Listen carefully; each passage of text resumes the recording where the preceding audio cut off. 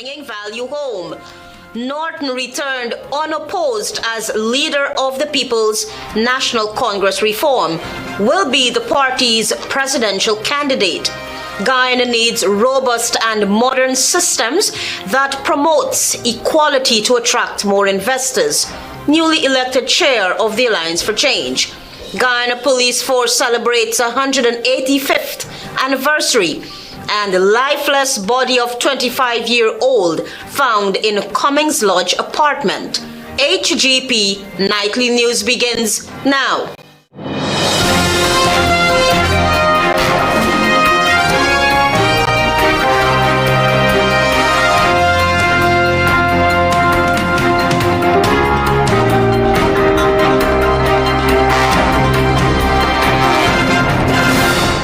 Good evening to our viewers here in Guyana and online. I'm Aletha Grant with the Monday, 1st July 2024 edition of the HGP Nightly News.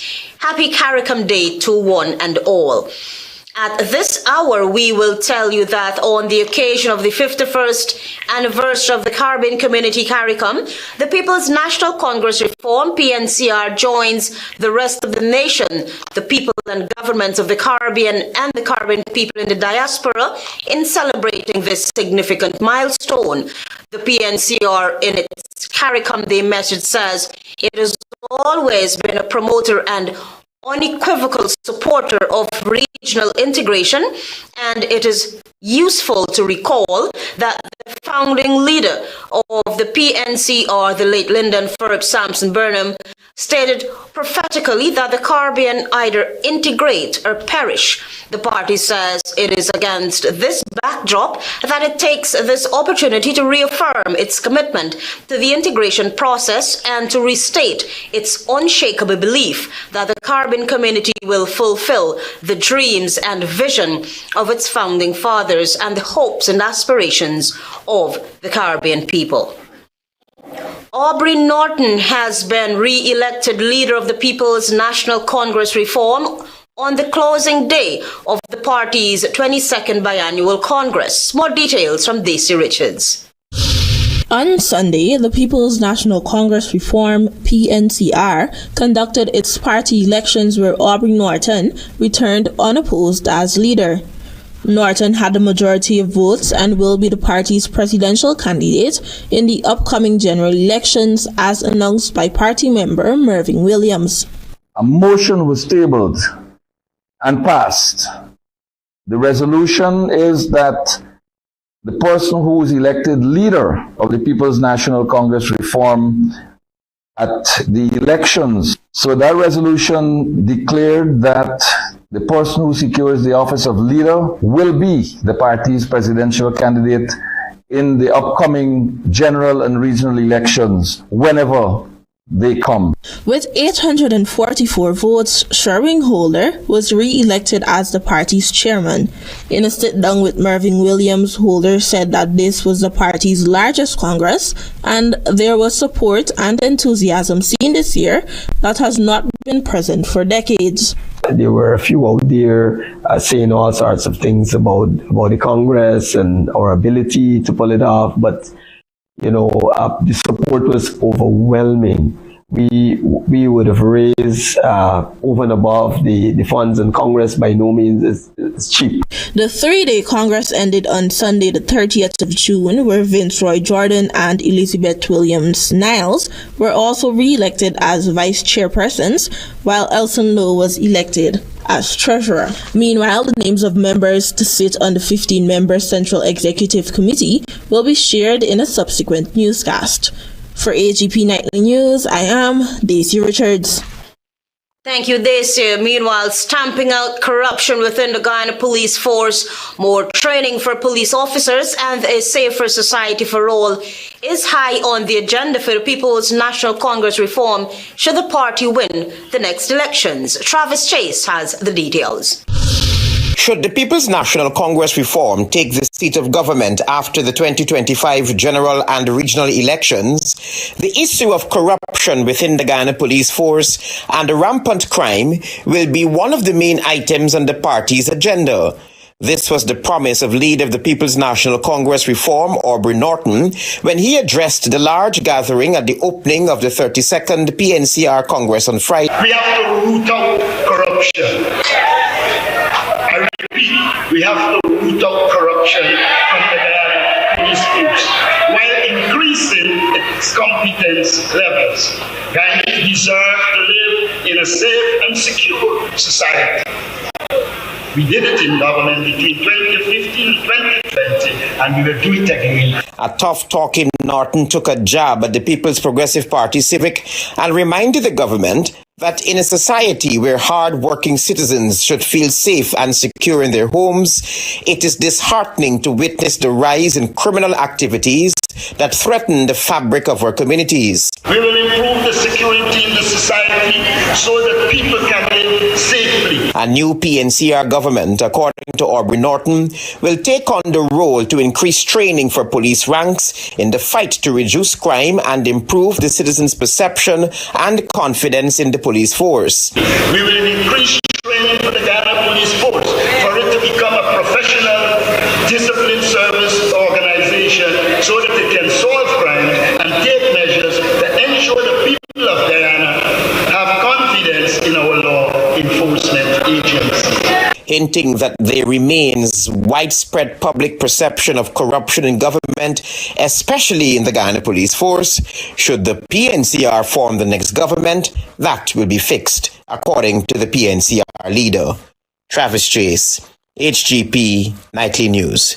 And as we bring you more news out of this very busy Congress weekend, newly elected leader of the Alliance for Change, Nigel Hughes, said that in order for Guyana to draw more investors, there must be in place a modern, sophisticated and robust system that promotes equality. Antonio Day reports.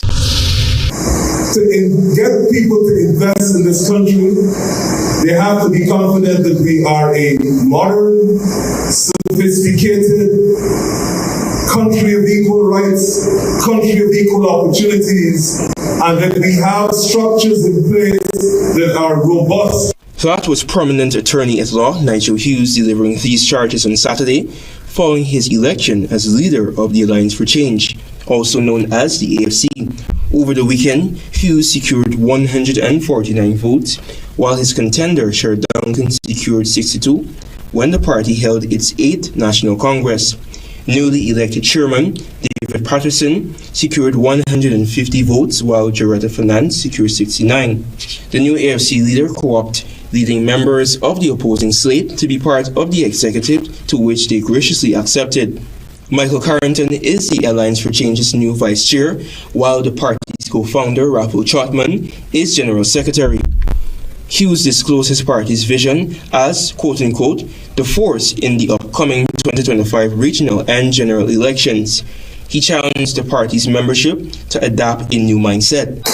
And the future of this world is not based on mass movements. It's based on the power of your ideas and the force of your intellect. And that is the basis upon which we will lead this country into the next election and into victory. He also said that the management of the country's resources should be done in a holistic and collective manner, and also people-oriented. The AFC leader proposed that the country's economy can be better managed with the development of a 10 to 15-year strategic plan. So it requires a change in thought. It requires that we sit down and make sure collectively, all of us in this country, PPP, PNC, AFC, ANA, Liberty and Justice, all of us have to agree on 4 key areas for the future.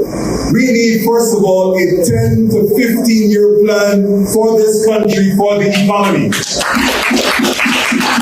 It will send a signal to our investors that we are serious about our future. Antonio Day reporting for the HGP Nightly News.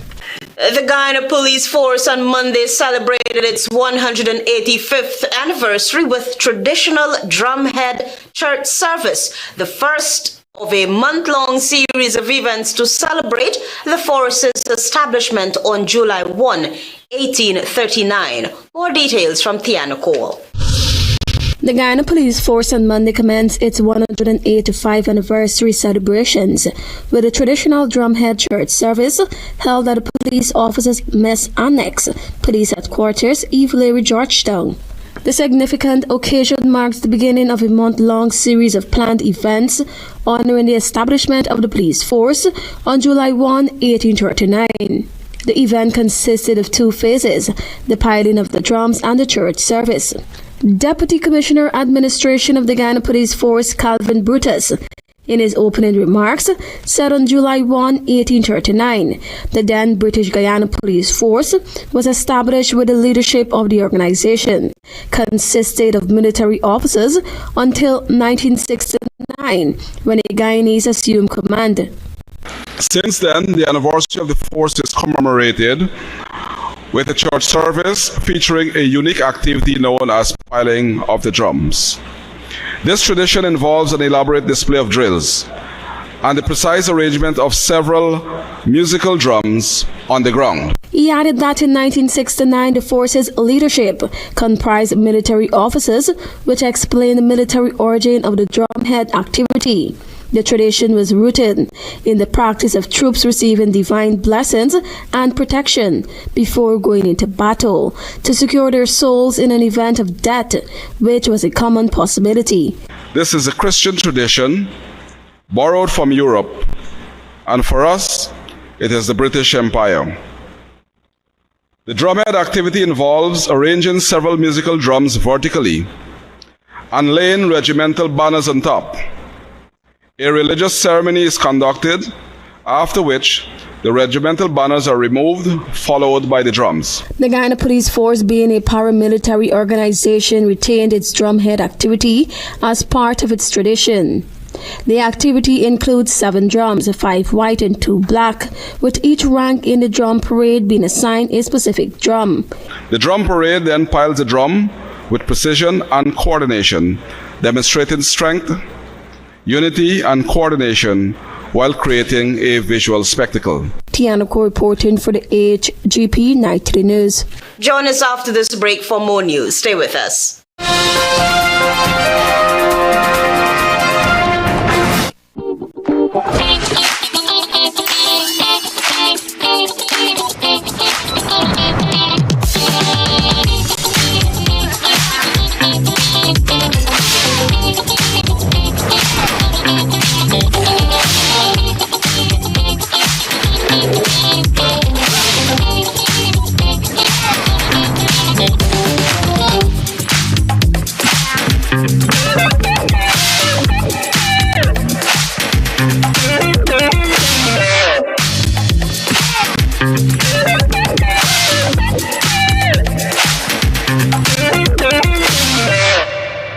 Welcome to SNL Electrical Inc., where lighting and electrical needs are met with expertise and style. From the latest in electrical lamps to durable cables, circuit breakers, panels, we have it all. Illuminate your space with our elegant chandeliers, stunning crystal lights, and versatile pole lights.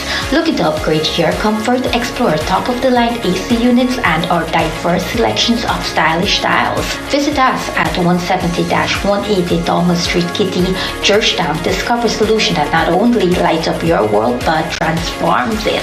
Call us on telephone number 226-3018 or 223-1634. SNL Electrical Inc., powering your life with elegance, quality, and care. Say goodbye to germs with a free Sterling Super Soap automatic dispenser. That's right, get free equipment and installation of our touch-free dispenser. The perfect amount of soap every time ensures clean and germ-free hands. Refilling is quick and easy with 4 amazing fragrances: coconut, sunflower sunrise, pink blossom, and citrus zest. Call us on 265-7403. Krishna Rock Establishment. No job is too small or too large. We specialize in all types of fabricating, machinery, excavator repairs, rice field pumps, and hydraulic hoses. Visit us at Lot 113, Block CC Monrepo, East Coast, Demerara, or call 220-9624, 616-9416, or 619-7880. At Krishna Ralph Establishment, no job is too small or too large.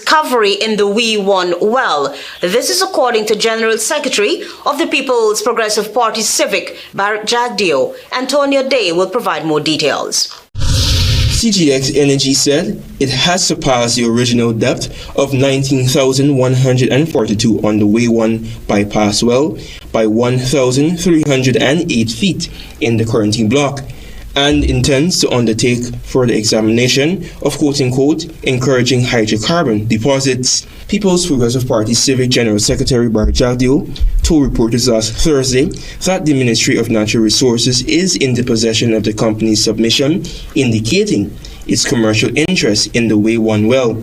Yesterday I got a call from the minister and he told me that they had received this notice. I have not examined it as yet, but we'll do so, and next week it will go to the cabinet.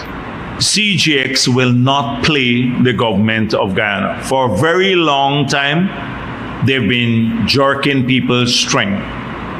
Maybe they're investors, but no longer are we going to be tolerant of any ambiguity. The company's notice was submitted on Friday, June 28, 2 days before the end of the quarantine block's appraisal program. Jagdeo said while the oil company indicated its interest in commercializing its discoveries, it must first specify how it intends to develop the project and where the finances will come from. He also questioned the delays in the completion of the company's deepwater port located in Berbice, which is yet to be completed. So first of all, it's not a deep water port because it's built on the river itself. The draft there would not allow you to have big vessels go in. They made a commitment several years ago, maybe 2 or 3 years ago, that they will complete this project. So we have to see whether they are prepared to move to a project. If they're moving to a project, then they would still need that facility. Jagdeo said that if this project isn't realized, the government at some point in time will have to engage CGX on the way forward. Antonio Day reporting for the HGP Nightly News. The Center for Local Business Development launched its Accelerate Her 3.0 program with a weekend boot camp designed to support and nurture a new wave of female entrepreneurs. More details from Carice Gonzalez. On Friday, the Center for Local Business Development, CLBD, launched its Accelerate Her 3.0 program with a 2-day boot camp that welcome a new group of female entrepreneurs. According to CLBD's director, Dr. Natasha Gaskin-Peters, the center received more than 80 applications this year, from which 25 women were chosen. Minister of Human Services and Social Security, Dr. Vinya Prasad, in her keynote address, highlighted that Guyana's gender index improved by 18 places in 2022. In fact, last year, we did not have that measurement, so I'm hoping at the end of this year, we will be able to have it so that we can see the strides women are consistently making in every sphere in our country. Minister Prasad further said every effort will be made to grow the mentorship pool for women entrepreneurs to meet the target of the Sustainable Development Goals in terms of gender equality in business. We have to level up that playing field for women to be able to achieve what we're trying to achieve with our SDGs, and that is 50-50, gender equality. These are issues that as women, when you do your CSRs, your corporate social responsibilities, you should think, how can my business give back to someone else who may be grappling with a serious challenge. Minister Prasad also emphasized the need to expand the mentorship pool for women entrepreneurs, which include the Women's Investment and Innovation Network, as there are still many barriers preventing women from entering business. Accelerate Areas of Business Entrepreneurship Program, which offers an exciting opportunity for Guyanese women-owned businesses, operators, and managers to help grow companies across a wide variety of industries and sectors. The Women's Chamber of Commerce and Industry Guyana Your partner with top Accelerate stories Her to act this as lead mentors, guest facilitators, and expert speakers. I am Carice Gonzalez reporting for the HGP Nightly News.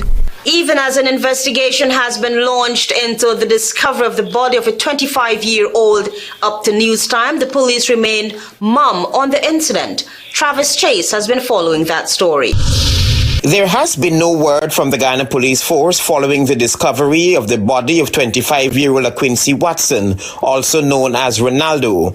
Crime scene detectives were summoned to the Commons Lodge apartment Friday afternoon. Sources familiar with the investigation told Nightly News that police have interviewed several of Watson's friends, and detectives were told that Watson, on Tuesday last, complained about feeling unwell and was not seen or heard from since.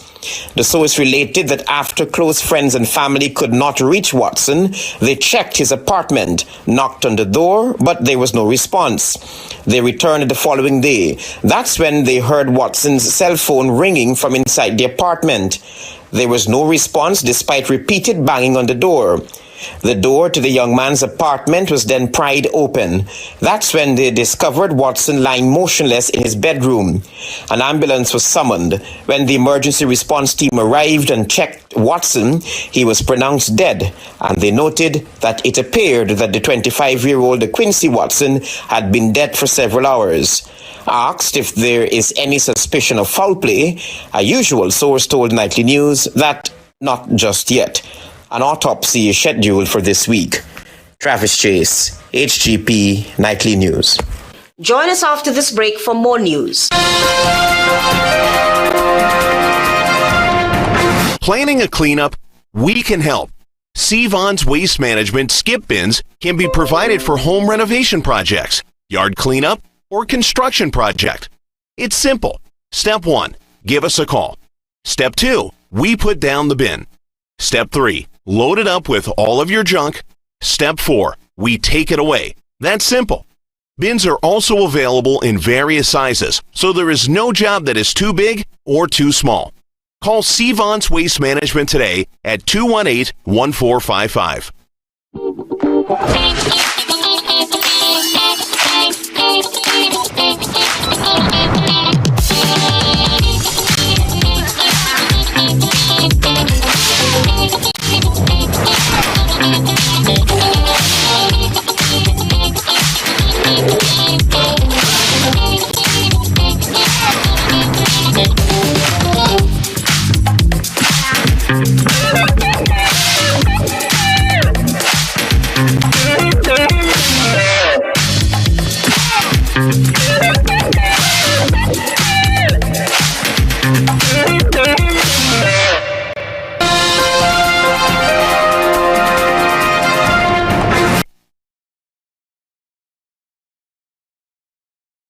You're with the HGP Nightly News. Thanks for staying with us. The Guyana Gold and Diamond Miners Association has recommended that the state can eradicate gold smuggling by abating illegal activities and corrupt practices among regulators and civil servants. Here again is Antonio Day.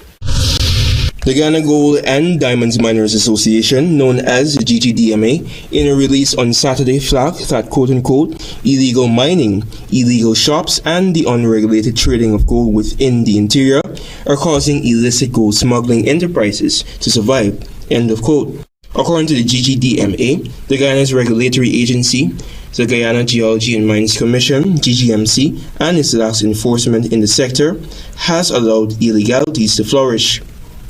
Over the years, turning a blind eye to repeat offenders and merely slapping them on the wrist has fostered a culture of unabashed lawlessness.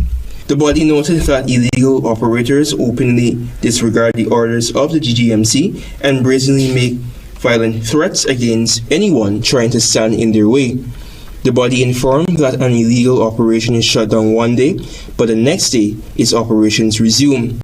Recently, President Irfan Ali announced that the state will be setting up a new task force that will monitor the port of entries where gold is exported. He made these revelations in the wake of recent sanctions from the United States Department of Treasury on the Mohammeds and Permanent Secretary at the Ministry of Labor, May Thomas.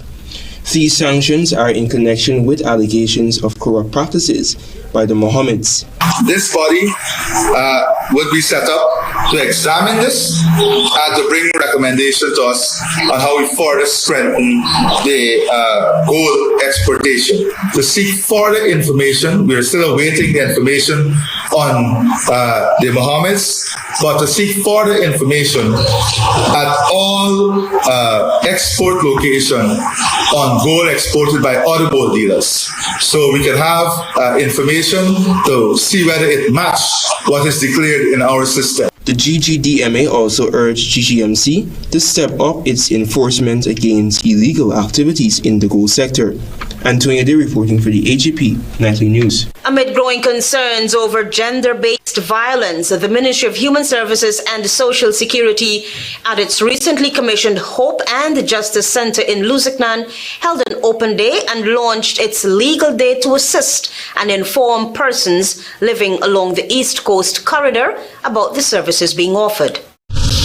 The Ministry of Human Services and Social Security held an open day at the newly commissioned Hope and Justice Center in Lusignan, East Coast Demerara on Friday. The event aimed to enhance stakeholder engagement in efforts to prevent and respond to violence against women and girls by raising awareness. Manager of the Sexual Offences and Domestic Violence Policy Unit, Dr. Kona Husbands, emphasized that the open day provided participants with direct insights into the array of services available to address incidents of gender-based violence. We have our legal team. We have lawyers on site every day. The center is open from Monday to Friday, 8 to 4, and also you'll be able to get legal advice. We also collaborate with the Ministry of Legal Affairs, who has their legal team on site with us. We also have our team from the Ministry of Human Services and Social Security. That would assist with case management. We have our social workers, we have our survivors advocates, we have our admin staff. According to Dr. Husbands, since the center's establishment in April 2024, the ministry has undertaken extensive awareness initiatives, including family sessions with schools and engagement sessions in the market communities. She then highlighted a notable increase in individuals seeking assistance since the center's inception. We only opened our doors on the 2nd of April, and to date we've assisted over almost 100 persons to date, and so we're continuing to spread that word. Dr. Kona also mentioned the ministry's launch of a legal day concurrent with the open day due to the high volume of inquiries regarding legal matters. We've decided to have our legal team come every last Friday of the month, not just to this center, to our other centers, and just be here to sit and talk with anybody who has a legal issue, any questions, any queries, anything they want to know, just to give them that advice and to point them in the right direction. However, participants of the event were treated to a first-hand educational guided tour of the Hope and Justice Center to better allow them to understand services that are available. I am Carice Gonzalez reporting for the HGP Nightly News. In a groundbreaking move aimed at strengthening Caribbean-African relations, the Center for International and Border Securities in Guyana has secured much-needed funding amidst a significant influx of African investors in the Caribbean. Carice Gonzalez has the details. In a landmark development for regional research and international relations, the Center for International and Border Studies, CIBS, in Guyana, has secured a substantial grant from the Tunde Oluwafe Foundation of Nigeria. This funding, aimed at fostering deeper understanding and collaboration between the Caribbean and Africa, marks a pivotal moment for the newly established think tank. CIBS, known for its dedication and data-driven analysis of global issues such as contested borders, migration, and economic policy, plans to utilize the grant to spearhead a comprehensive research initiative. Led by Director Dr. Mark Curtin, alongside distinguished fellows including Dr. Michael Witter and Professor Clayman Curtin of Jamaica, the project aims to evaluate and enhance trade, economic linkages, political engagement, and cultural ties between the Caribbean and Africa.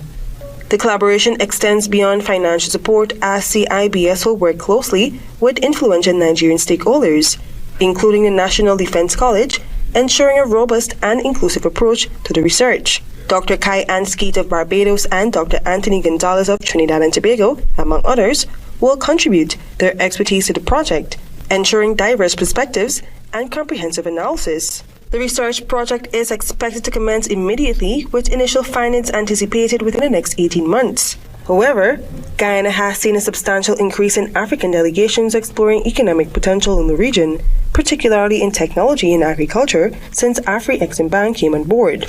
During its 31st annual meetings in Nassau, Bahamas, the Afri-Exim Bank officially exchanged a loan proposal with Guyana totaling US $500 million. This proposal aims to facilitate the construction of a sovereign facility in Guyana, marking a significant step towards strengthening economic ties and development.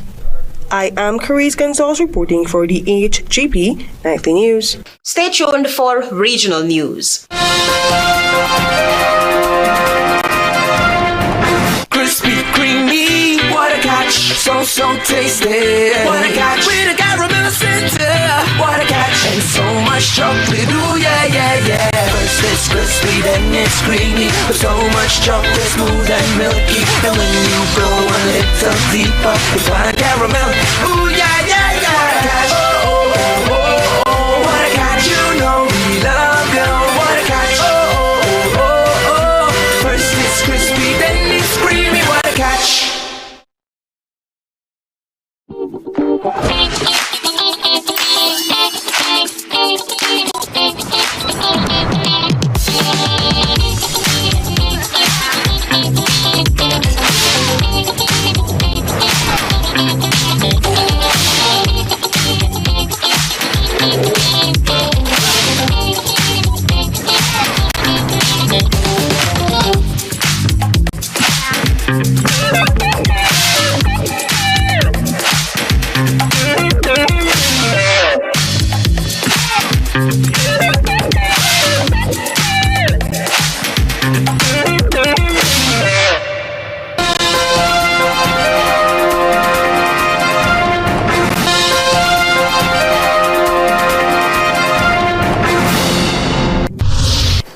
Good evening and welcome to Monday's edition of the Regional News. We tell you that Hurricane Beryl barreled across the Atlantic Ocean towards the Caribbean's Windward Island as an extremely dangerous storm, threatening to devastate communities with floods, storm surges, and life-threatening high winds, while locals boarded up shops, stocked up on food, and filled their cars with petrol as the storm approached. It was an unusually fierce and early start to this year's Atlantic hurricane season, the earliest Category 4 storm on record, according to the National Hurricane Center data on Sunday. Beryl had weakened earlier on Monday to Category 3, and then picked up again to 4 on a 5-point scale, packing maximum sustained wind speed exceeding 120 miles per hour, with some higher gusts about 110 miles southeast of Barbados. It would likely bring catastrophic winds and a storm surge early on Tuesday in the Windward Islands. Hurricane warnings were effective in Barbados, St. Lucia, St. Vincent and the Grenadines, Grenada and Tobago. A tropical storm warning was issued for Martinique and Trinidad, with storm watches for parts of Dominican Republic and parts of Haiti. The U.S. National Atmospheric Administration in May predicted above normal hurricane activity in the Atlantic in 2024 amid near-record warm ocean temperatures. Hurricane Dennis became a Category 4 on July 8, 2005, according to the NHC data, making it the second earliest on the record in June-November season. Hurricane Dennis became a Category 4 on July 8, 2005, according to NHC data, making it the second earliest on record in the June-November season. We also tell you that the Caribbean community has announced the postponement of the 47th regular meeting of CARICOM Heads of Government, originally set to take place in Grenada from the 3rd to the 5th of July due to the anticipated impact of Hurricane Beryl on the region. In light of the approaching hurricane, several member states, including the host nation Grenada, are actively involved in emergency preparations and planning to mitigate the potential aftermath of the storm. According to a statement released this morning, the community's top priority is now ensuring the safety and security of its citizens and is prepared to provide assistance to member states that will be affected by this severe weather event. It is strongly advised that individuals in the hurricane's path take all necessary precautions to safeguard themselves. And now for some international news. The Pan American Health Organization, PAHO, team's investigation into babies' death at the neonatal intensive care unit in April has highlighted deficiencies in the operations at the Port of Spain General Hospital. These range from inadequate staffing, the absence of personal sanitization, protocols, and breaches in personal protective equipment protocols, to the lack of procedures for the high-level disinfection of equipment. Overall, the PAHO team, which examined the clinical events at the NICU after 7 newborns died between April 2 to 9, gave the specialty baby unit a 29% rating, noting the highlighted areas showed a need for improved compliance, monitoring, and training. I am Carice Gonzalez. Thank you for watching.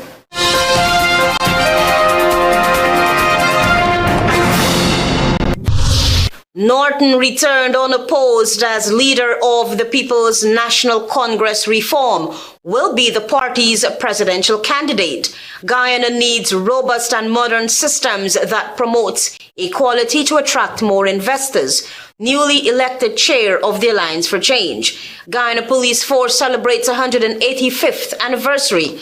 And a lifeless body of 25-year-old found in Cummings Lodge apartment. Those are our major headlines for these stories and more. Please go to our website. It's www.hgptv.com. I'm Aletha Grant. Thanks for watching.